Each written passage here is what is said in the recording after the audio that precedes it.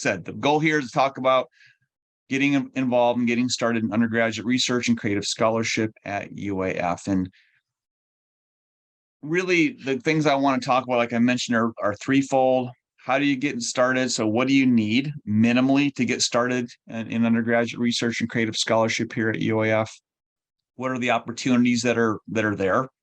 And we have several, and we'll have some new ones for next year, but we're not quite ready to reveal those yet, but those will be forthcoming. And then, like I said, I'll talk a bit about the proposal process and go through some of the steps along the way and some tips that go along with that. So the first thing is how do you get started? So I tell all students the same thing. There are two things that you need to get involved in undergraduate research. That's an idea and a mentor.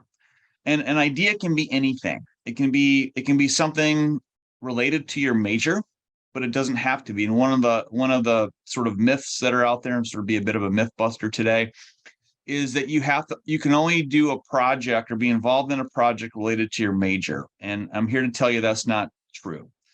We have lots of students in STEM fields that can be biology or maybe engineering, math, fisheries, marine sciences, that do projects that are in the arts, and vice versa. Students that are in the arts, the liberal arts, can do projects that are STEM related. So you're not restricted to conducting a project only in your immediate area of study. You can do anything you want. So the idea, again, it might be something you learn in a class or pick up on a class, right? So your instructor's talking about something and that kind of piques your interest. Again, that might be a class directly for your major, or it might be something unrelated to that, maybe a class in your, in your general education requirements. But nevertheless, something comes up in the class and you think, hey, that'd be a cool project, and then develop an idea from that. You might get approached by a mentor. So it could be an instructor, it could be a staff member, it could be a graduate student, about an idea, and then develop something from there. It might be something you're just generally interested in. Again, probably related to your major, but maybe not. Nevertheless, the idea here is you have to have an idea, some type of a project that you're going to work on. So think as big as you want in that. And that's where the mentor comes in. So a mentor, as we define it here at UAF, is any faculty member, research staff, graduate student, or postdoc. So basically, they have to be a university employee to mentor you in a project. The only person who can't mentor an undergraduate in a project is another undergraduate. So that's the one restriction we do have. But nevertheless, you have to have a faculty, staff, or graduate student or postdoc mentor.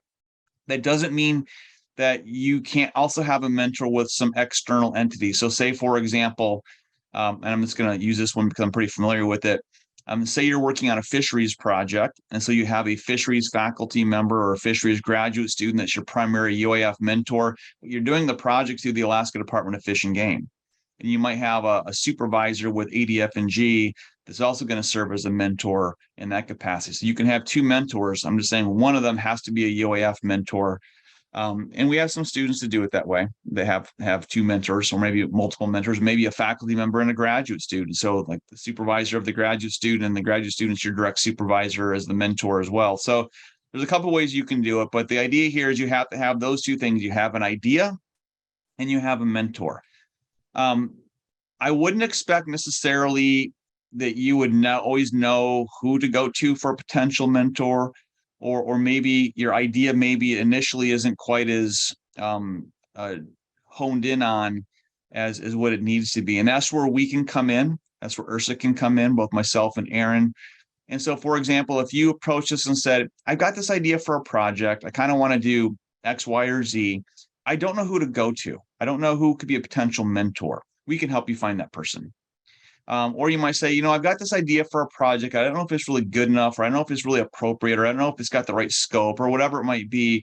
Can you help me kind of figure it out a little bit more, or maybe kind of hone it into something more of a discrete project that I can develop further, and then identify a mentor? We can help you with that as well. We have lots of example projects that you can take a look at. Some of those are posted on our website, so you can get a sort of a general list by discipline.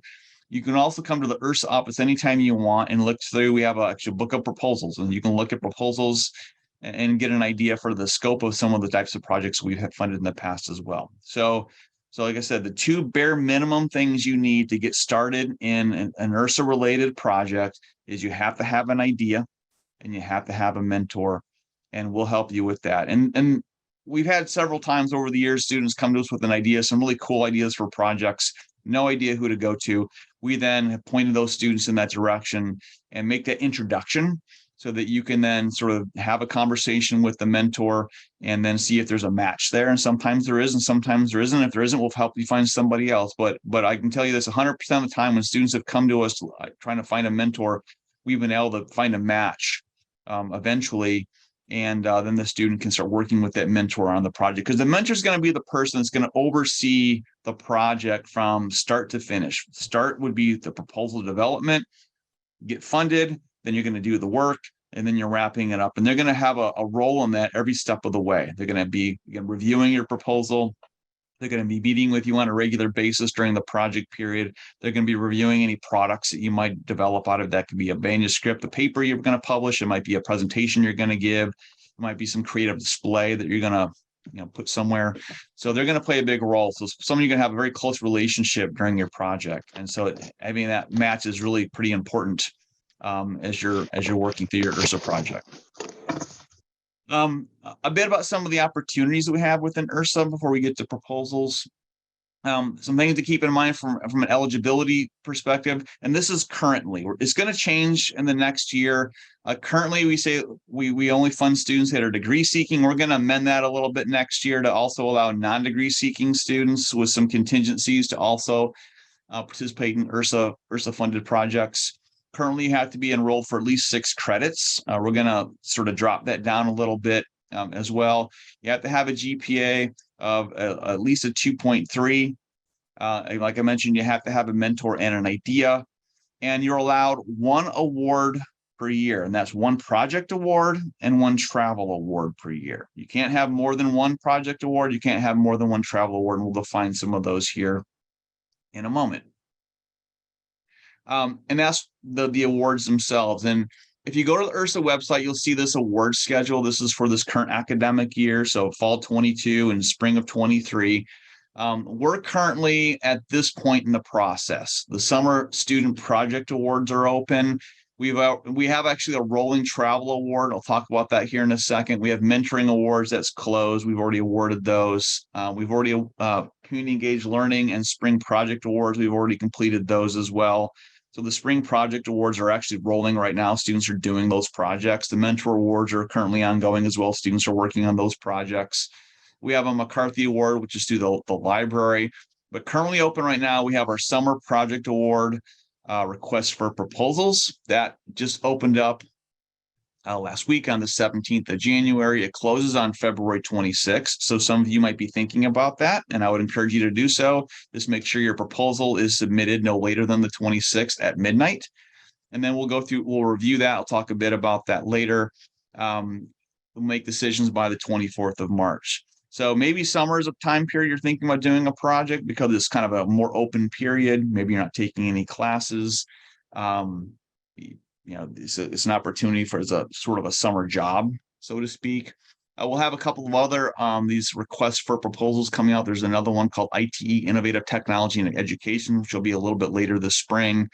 And then we'll also be looking at the Fall Student Project Awards. That request for proposals open up right towards the end of the spring semester, due in the middle of the summer, and then we review it over the summer. So that's for next fall. So those are the types of project awards that we give out. We have fall project awards, spring project awards, and summer project awards. And what that means is you have to complete the work within the semester that you have applied for. So if you get a fall project award, your project starts at the beginning of the fall semester and has to be wrapped up at the end of the fall semester. So your project is contained within that time period. Same for spring, same for summer. There's project funding that's available for that. So you can apply for the amount allocated for a given semester. Summers are worth more money than spring and fall because it's a longer time period and because students can be full-time in the summer. So during the academic year, so you can pay yourself, and I'll talk about that here in a second. During the academic year, spring and fall semester, students can't work any more than 20 hours per week. That's a federal regulation. During the summer, students can work full time. You can work 40 hours a week, which is why effectively the summer project awards are double the amount you can request. This up to $6,000 for a summer project award. So you can get one of those project awards during an academic year. So fall, spring, summer, that's considered an academic year. You can also get one of these travel awards as well. And that, what a travel award is something we don't have a particular deadline for. It's rolling because there's meetings all throughout the year. The travel awards are used to fund students to go to a meeting to give a presentation. So say, for example, say you were involved in a project, maybe it's URSA funded, maybe not. You can still apply. You're going to go give a presentation at that meeting. You're going to give a poster. You're going to give an oral presentation. We'll fund travel for that meeting for you to attend that meeting. And again, that can cover a number of different things. Likewise, if you're say an engineering student and you're part of one of the competitions like Design Build Fly or Concrete Canoe or the Steel Bridge competition, there's a number of these we have throughout the year, and you can apply for funding to travel to those events as well. And so there's something to keep in mind. So what can you use the money for? Like I said, the travel awards are traveling to a meeting. They can cover airfare, registration costs. That covers hotel, per diem, ground transportation. So all the things you would need to attend a meeting. Doesn't mean we'll cover the full meeting. It depends on the cost. We have had a lot of, obviously, Alaska-based travel is pretty affordable for the most part within the state. We have funded students to travel throughout the United States. We've actually funded students to travel internationally. And a lot of times those international trips are a lot more expensive than what we can fund fully. So you're reliant on your mentor or maybe some other pots of money to help cover some of those expenses. But nevertheless, you can work with our office on covering those travel expenses. Sorry, it went too fast. For the project awards, things you can use that money for, you can use it for stipends. So I mentioned that a moment ago. You can pay yourself up to 20 hours a week during the academic year, fall, spring, or 40 hours a week during the summer. You can pay for some tuition, not just all of your tuition. It has to be a research or creative activity related course. And so we have some of those within URSA, and I'll talk a bit about those later, URSA 388 and 488. But a lot of academic programs have some type of a research related course or a creative scholarship type course or some type of a capstone requirement. That's where you can apply that credit for. So maybe a 2 or 3 or 4 credit class, you can write your tuition to cover those credits into your URSA proposal. Travel will cover, not travel like going to a meeting, but travel, say you're going to do some field work, for example, or you need to do a site visit somewhere, or you need to go somewhere to get some data or some samples. That's the type of travel we're talking about in a project award. And then of course supplies, whatever you might need to do the work. And that might be some type of consumable. We're not buying equipment in this case. We don't buy computers and things like that. That's something that an expectation that your mentor is going to provide. But you can think of all the supplies you might need, depending on the nature of the project that you might be working on. And so, like I said, if you want to see some examples of these types of projects and get a better sense for like what we do cover, I would really encourage you to swing by the URSA office. And I should mention this. I didn't mention before. I'll mention it at the end again. The URSA office is in 301 Bunnell, and that's where Aaron's office is located. My office is actually up on West Ridge in Arctic Health Research Building. I'm down in the URSA office periodically. But if you were to go by the URSA office, either just drop by during Monday through Friday, Erin's in there most of the time, or you can get a hold of her, shoot her an email, or give her a call and arrange for a time when you're going to swing by. You can take a look at those funded projects and get a lot more detail than what I'm able to provide here. But just to sort of point out again that the primary types of funding that our students seek through URSA is a project award or a travel award. So before I move on, I want to open the floor for any questions or Aaron, or anything I missed that you think we need to mention here. Not seeing any questions in the chat right now. I think that you did a really good job of covering what we do. And like Trent said, office is open to anybody who wants to drop in and talk about anything. We can look at those proposals, talk about your projects. And then the last thing is that to stop in and talk about it, you don't have to actively be thinking about applying. If you want to mull it over for a year or something like that, and you just want to get your foot in the door, we're open to those conversations too. So whenever you want to talk to us, we're here to talk to you. And I should also mention, you might see these every once in a while through email. Every time we have one of these requests for proposals open up, we often have a bit of a social in the URSA office for an hour or two. So that's the time when we're both going to be there. You can swing by just as a drop in. We usually have some food, coffee, tea, and you can ask us any questions about that particular call for proposal. We just had one last week for the summer project awards. We'll have more of them coming up here shortly. We'll have one for the ITE. We'll have one a little bit later in the spring semester for the fall project awards. So use those as an opportunity as well. This is a drop by. You can swing by the URSA office, but like I said, you can swing by anytime you want or get a hold of us anytime you want as well. So anyway, student project awards, the general projects or travel awards are again like the most common awards we give out. They're not the only ones. So another one that you can't apply for, but I want to make you aware of, it's called a mentor award.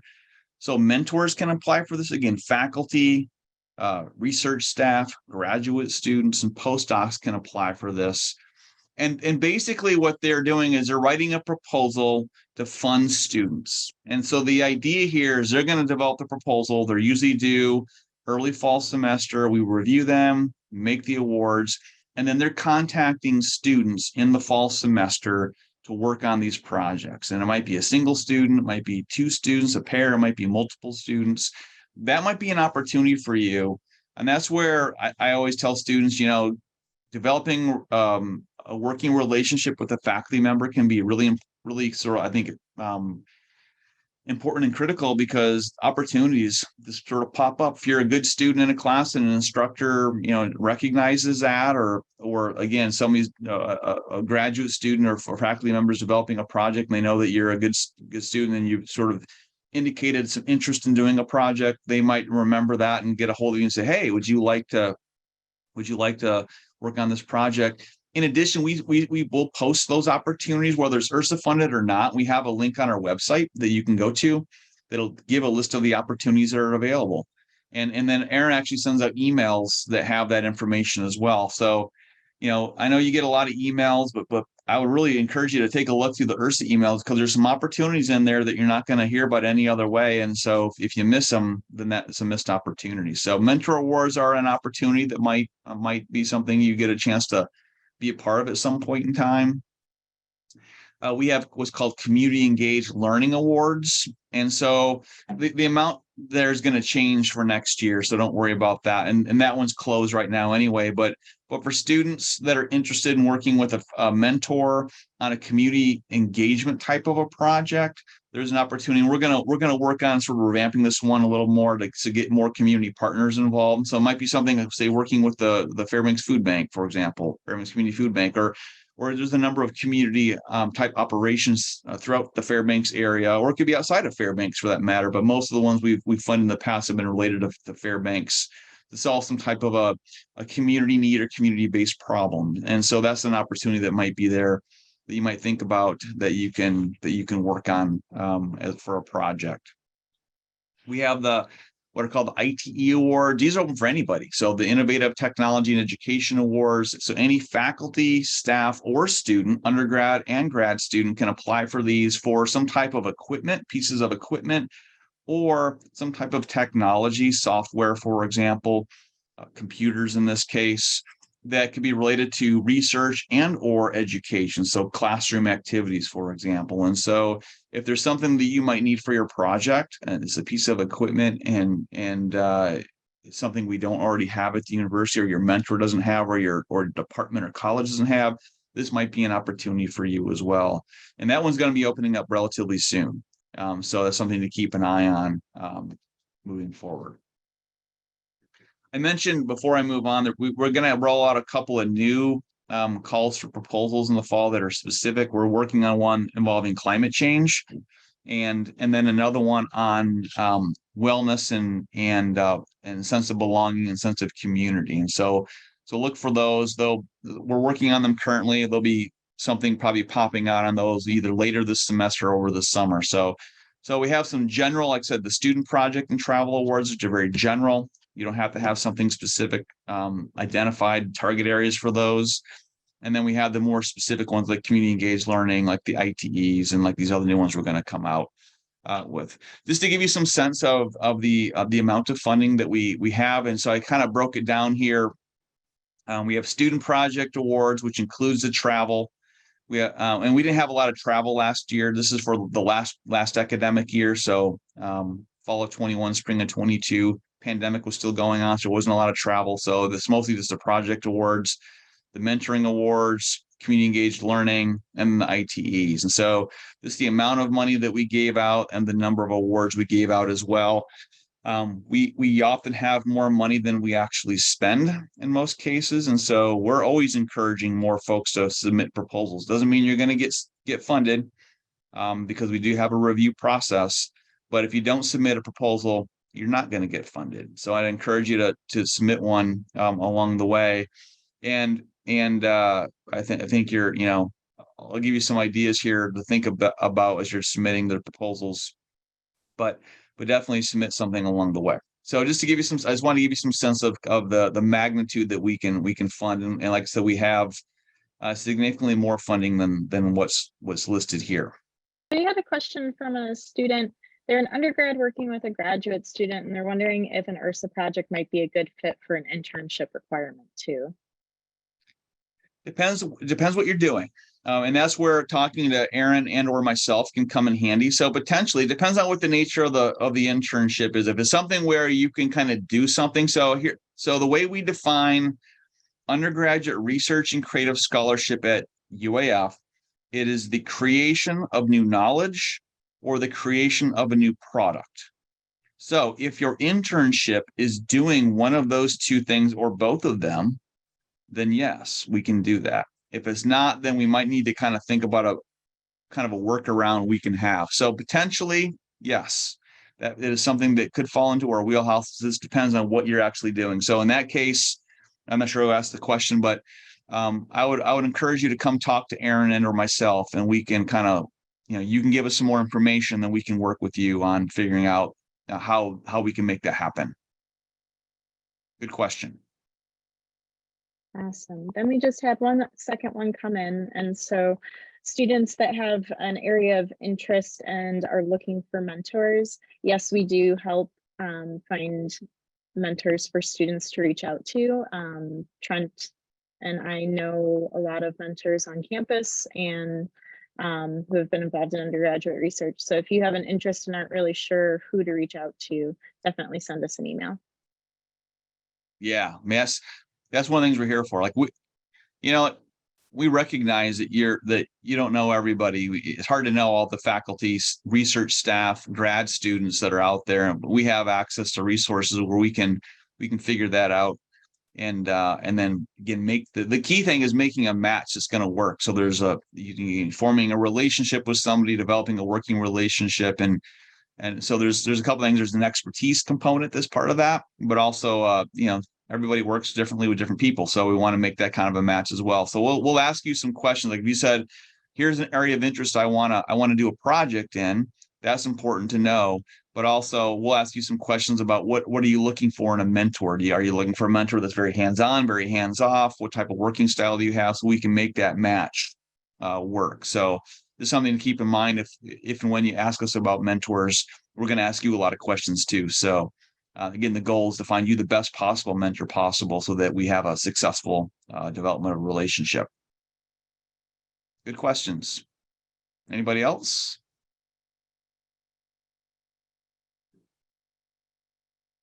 Okay. I mentioned, one of the things you can use URSA funding for, project funding for, is to cover tuition. And so, in some cases, that's in your particular discipline. You have some type of a course or courses that require you to do a project. And again, it might be a capstone requirement. Every program has a capstone requirement, but maybe there's a specific course, maybe there's not. Like in my programs, there's opportunities for students to do independent study, and that can be a research project like URSA. Some programs don't. And so we provide that opportunity for students, and that's where URSA 388 and 488 come in. URSA 388 is proposal development. So students can enroll for credits to develop a proposal working with a mentor.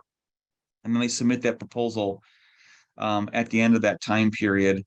for one of our RFPs, requests for proposals. And then the other one, the most commonly used course that we offer, and I use the word course very, very loosely because it's not like a formal course where you're sitting in a classroom. You're actually doing something in this case, and that's 488, where you're actually doing the research. So now you've gotten some funding, or independent of funding, you're doing a project, you're working with the mentor, and he or she is mentoring you through this process over the course of a semester. For each one of those 2 courses, you can enroll for up to 6 credits each. And the way that works is the expectation is that for every credit you enroll for, you're conducting 3 hours of time or 3 hours of work outside, on your own, or with in collaboration with your mentor. So if you enrolled for 6 credits of, say, URSA 488, the expectation is that each week you will be engaged in your project for 18 hours. So this is something to keep in mind, as you're thinking about something like this. Like I said, there might be something already in your major that fulfills this requirement.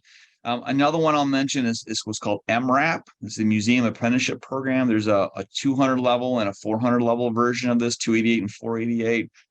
So if you think that you might be interested in working in a museum at some point in time, if you had some aspirations to be a curator, there's a lot of folks at the museum that work on a variety of areas, from art to paleontology to fisheries to mammalogy, insects, entomology, for example, that are looking for interns. And so you can work with them on a project, and we have classes you can take designed for that, for credit as well. And again, you can use your URSA funding to pay for that tuition. So I just want to throw that out there as a couple of opportunities, because not all students know about this. And so it's often a missed opportunity.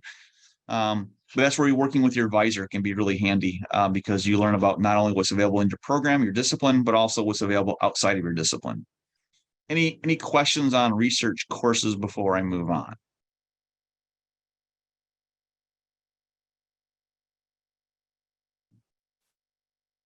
Okay. And then one last thing I want to mention before we get to the proposal part is one of the requirements of any URSA funded student is our annual, what's called RCA Day, Research and Creative Activity Day. This is an event that historically has always been in person at the Wood Center. It's a celebration of undergraduate research and creative scholarship. So it's restricted. The participants are restricted to being undergraduates only. So previous to the pandemic, always at the Wood Center. 2020 pandemic hits, the event gets canceled. And then the last 2 years, in 2021 and 2022, we did a virtual event. And we're getting back to in person. And so this year, 2023, is going to be an in-person event. The date for that is April 6th, which is a Thursday. And so basically what this is, it's a day at the Wood Center down on the main floor where students, again, URSA funded students, but any undergraduate students working on any project ever can come and give a presentation. So we have traditional poster presentations. We have students with creative displays. We've had students in the performing arts do displays. We've had students do other kinds of creative displays. So it's kind of an open forum for whatever type of work you did. The main event is from noon to 2. That's when all the presentations are being given. Usually from 10 to 12 is setup. Noon to 2 is the actual presentations. We've had as many as close to 150 participants. So if you think about the Wood Center, you have 150 people presenting, plus people there observing and talking to them. It can be actually pretty packed down on that main floor. Fun event, the Nook's there. And then we have the deans from the various colleges and schools going around and talking to their students and their particular programs. And one of the outcomes is we have what's called the Dean's Choice Award. So the dean will identify the best presentation in his or her discipline, and we often have some honorable mentions. And then we have an award ceremony from 4 to 5 in the Wood Center, and sort of wrap up and then give each of the different awardees a chance to talk for a few minutes about their project. So like I said, the goal of the day is a celebration of undergraduate research and creative scholarship. I invite all of you to attend. I mean, I recognize that you probably don't have anything to present. That's fine. But come and just observe. Come and see what other students are doing. Come and talk to other students in your area, in your college or your school or your interest area, and just hear what they're doing. See what they're doing. What kind of projects they might have. That might spurn some ideas with you. Might give you some if you're maybe thinking about a project, help you scope it out a little bit better. It's a chance for you just to interact with your colleagues here at UAF. And like I said, it's a fun event. It's a lot of work to prepare for, but it's the highlight of the year for us. And that's we're currently in the process of getting that. Matter of fact, the registration is currently open if you want to register for the event. And like I said, it's going to be an in-person event, and we look forward to hopefully seeing you there. Any questions on RCA Day, or Aaron, anything you want to add before we move on? The only thing to add for RCA Day right now is that if you are interested in registering with a project you've done outside of URSA, we have a sign-up event happening on Thursday from 1 to 2 in the URSA office, where you can register in person. And like Trent said, URSA students who are funded are expected to present, but anybody on campus who's had a mentor-led research project on campus is more than welcome to register and share also. Yep, absolutely. So maybe that be something you're doing this year, but maybe again, if you get some URSA funding next year or some other time before you graduate. But again, like Aaron mentioned, it does not have to be URSA funded. It can be any project that you're conducting where you're involved with a mentor. So again, I encourage you to participate. Also looks great on your resume, right? You put a line on there on a presentation you gave somewhere. So, all right, moving on. So last thing I wanted to talk about before we wrap up our time today is a bit about the proposal process. So you're all interested, you're here, you're learning about URSA. The last thing I want to talk about is what if you actually, again, making the assumption here, you got an idea, you got a mentor. Now you're at the stage where you're going to put sort of pen to paper. You're going to figure out, here's what I'm going to do for my project. So I want to talk about the various components of our proposals, the review process, and then some tips. And so just to kind of go through the proposal components, and you can go to our website, all this information is there in more detail. So I encourage you, if you just Google UAF URSA, you'll get to our website, and loads of information far beyond what I've been talking about today. You need a project title. So again, you need to think about what is a catchy title, something that's going to, again, capture the scope of the work you're doing, but also be something that's going to garner the interest of folks that might be learning more about what you're doing.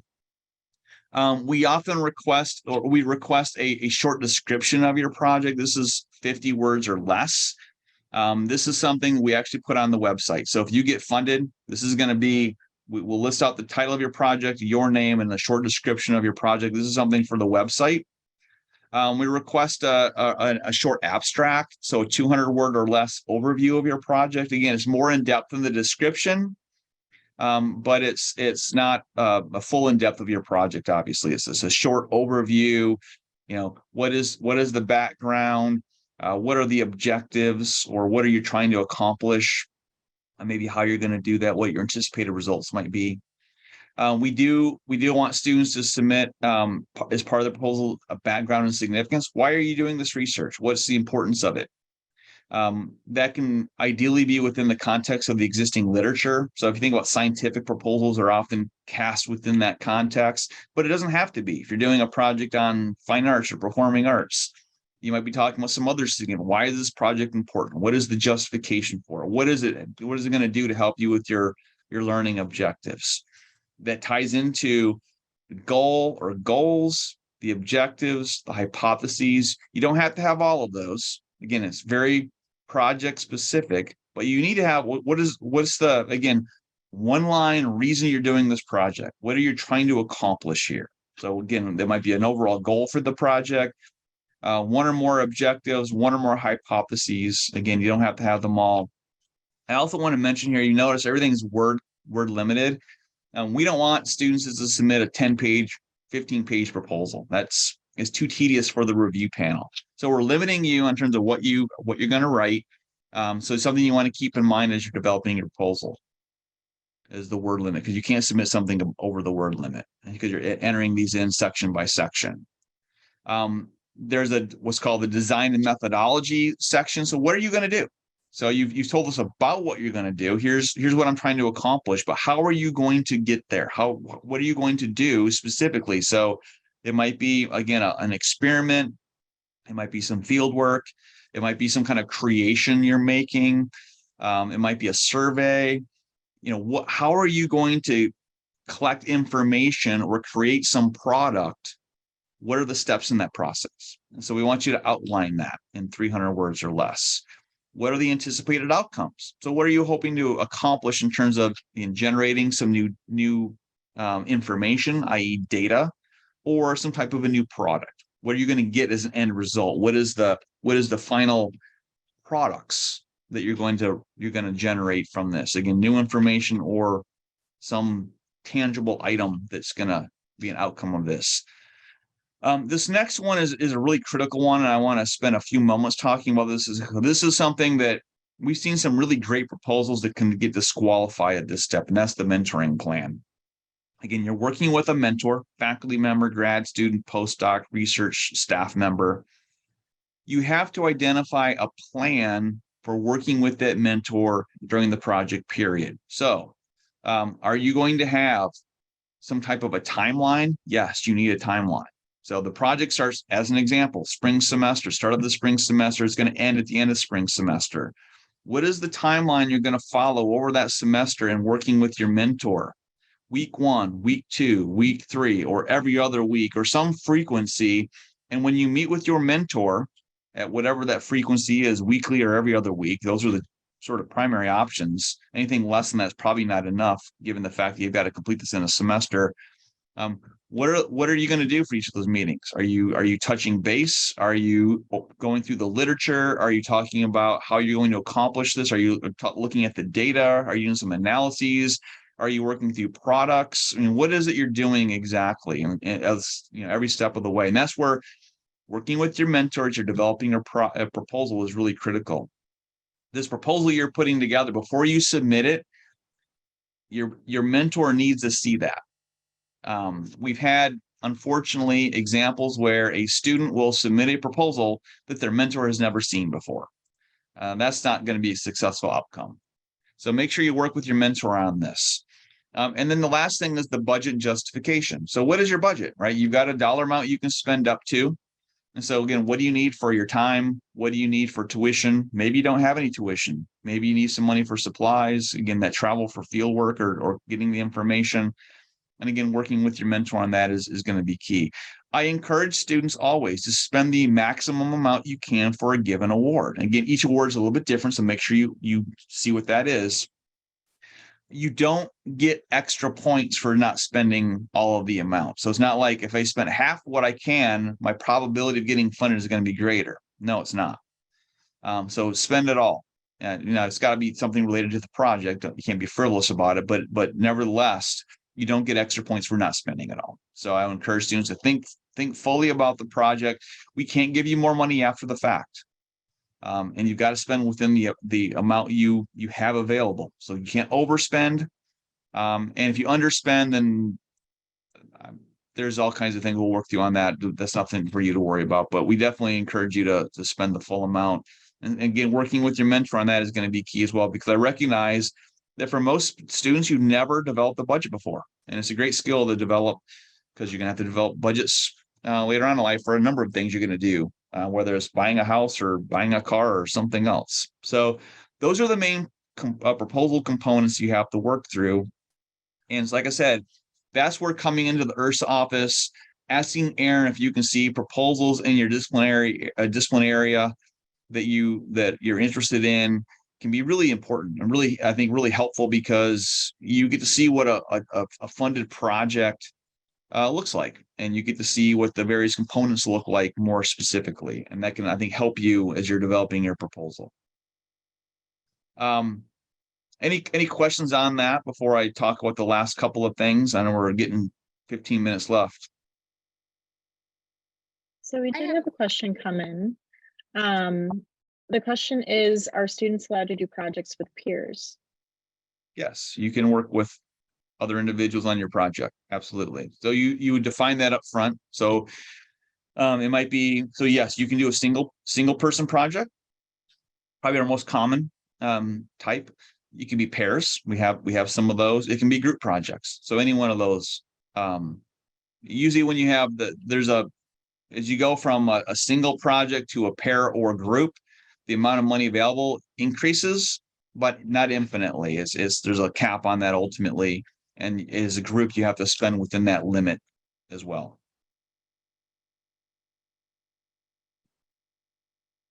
I Anybody? also had a question. Sure. So are there any formatting requirements? Like, are we talking like 12-point font? Do you want things bolded, not bolded? Anything like that? No, that's a great question. No, I don't think so. Aaron, correct me if I'm wrong on that. I don't think there's any stipulations on that. Just the word counts, not font type, font size, anything like that. I mean, you might bold where it's appropriate to bold. You might have to use italics where it's appropriate to use italics, scientific name of a species, for example. But outside of that, I don't recall there anything. But Aaron, correct me if I'm wrong. So the way that our application process works is that we use a form template online. So what we encourage students to do is to download the RFP that's available on the website for the award. There will be a Word document with the questions, and use that to come up with your answers for your application. And then you'll submit those into an online application form. So a lot of those formattings won't transfer over. So don't spend your time working on formatting the Word document, but the word counts are the most important in Okay. respect for formatting. Mhm. And then you can submit the budget any way you'd like. So like a table format or for the timeline as well. There's no So specifications on that. the budget, there is an URSA sample budget that you'll use as a template. And we encourage everybody to use that. Not using the URSA budget may impact your review. So definitely use that. If you have any questions about how to format your items in your budget, send me an email and we can walk through that individually. And then for the timeline, that's actually a paragraph style answer. So it won't be a physical timeline, but it will be like a paragraph area for you to enter that in. Okay. Thank you so much. Great questions. Anybody else? And then we got one in the chat. So there's a question about any types of keywords that would be helpful for proposals. We don't have a keyword requirement, so I don't think that's something that I don't think that would help at all.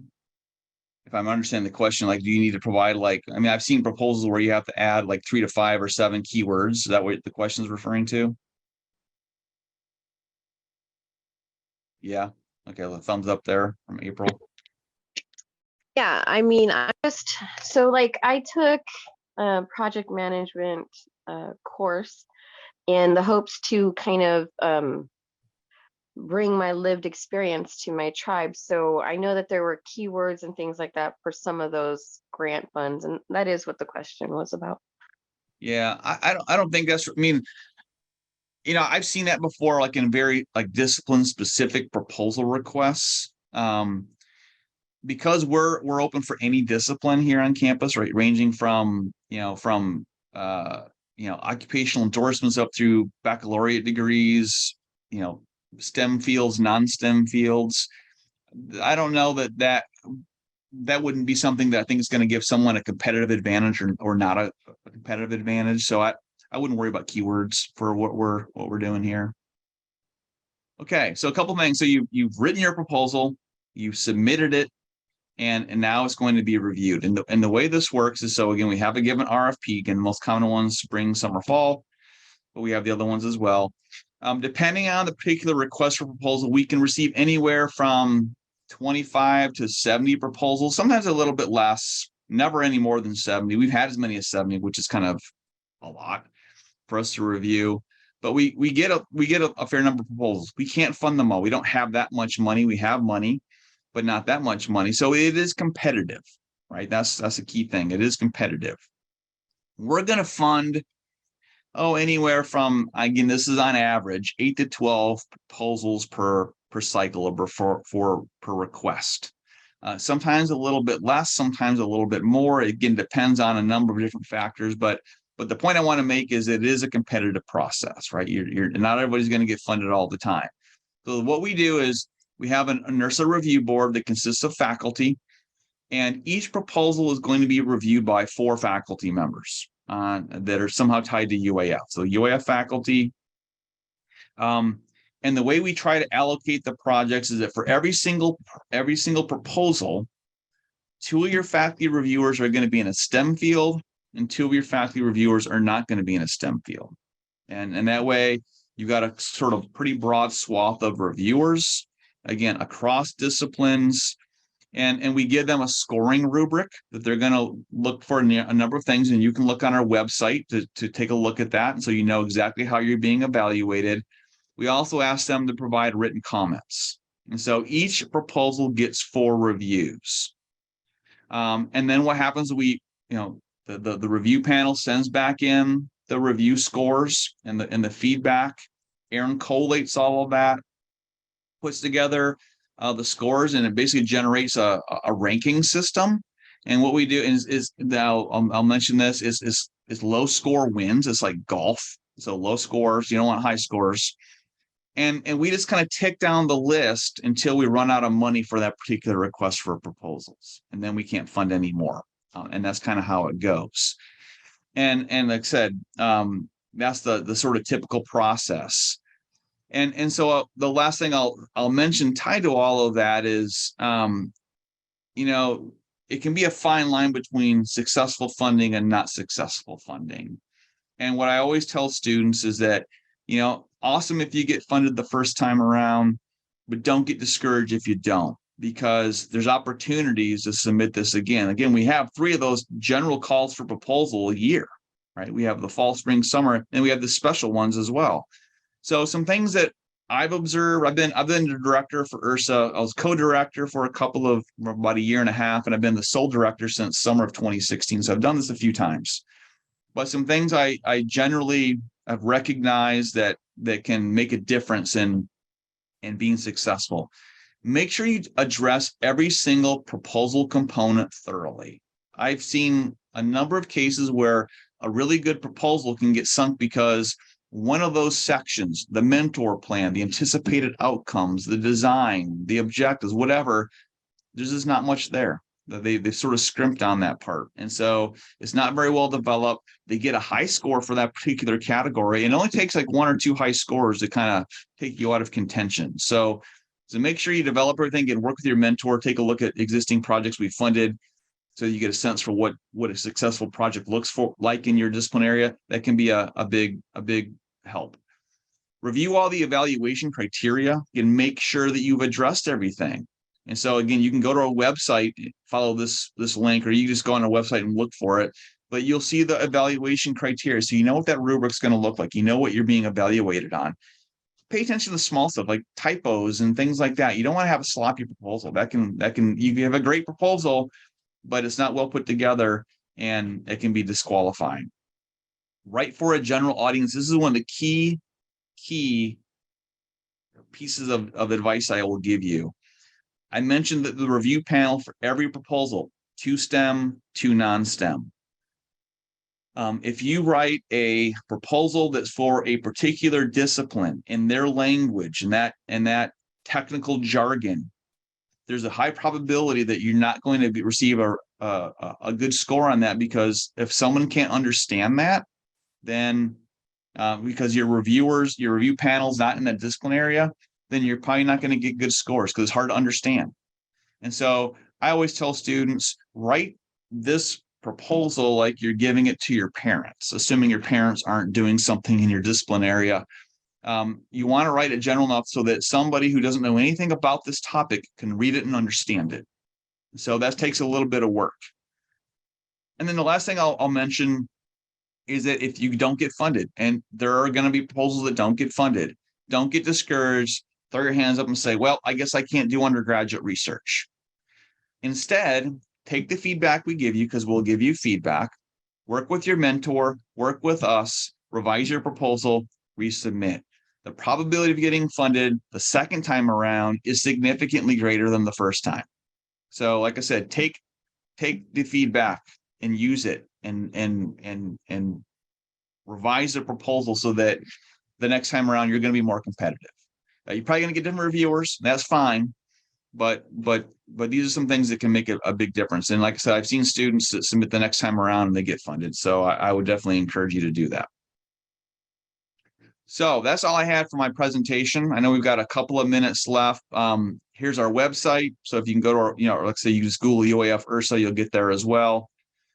Here's my contact information. So my email and phone number. Like I said, my office is in West Ridge, up on West Ridge. I'm in the Arctic Health Research Building. I'm in 1W02 Arctic Health Research Building. And then Erin's contact information as well, her phone number, and then the URSA office phone. And she's down in 301 Bunnell, which is where she's sitting right now. So with that, I will open the floor. We've got a couple of minutes left. If anybody has any other questions they want to ask, here's an opportunity. Is it okay for if I do stop into your office? I mean, you said it was an open door. Do I just? Would that be all Absolutely. right? Yeah. Yeah. If Right. you just want to swing by, I mean, you can always check with Erin to make sure she's there, because sometimes she has meetings or things she's not going to be there. But you could always, this is drop by. If the door's open, someone's in there. Or you could, shoot Erin an email or get a hold of me and shoot an email, and we can set up a time to meet with you, either face to face or Zoom or phone or whatever medium Very works best good. for you. All righty. Well, thanks everyone. Yeah, look for the recording, like I said, on the website or through the email. If you have questions, get a hold of us. We're here to help you, and have a great rest of your day and great rest of your week.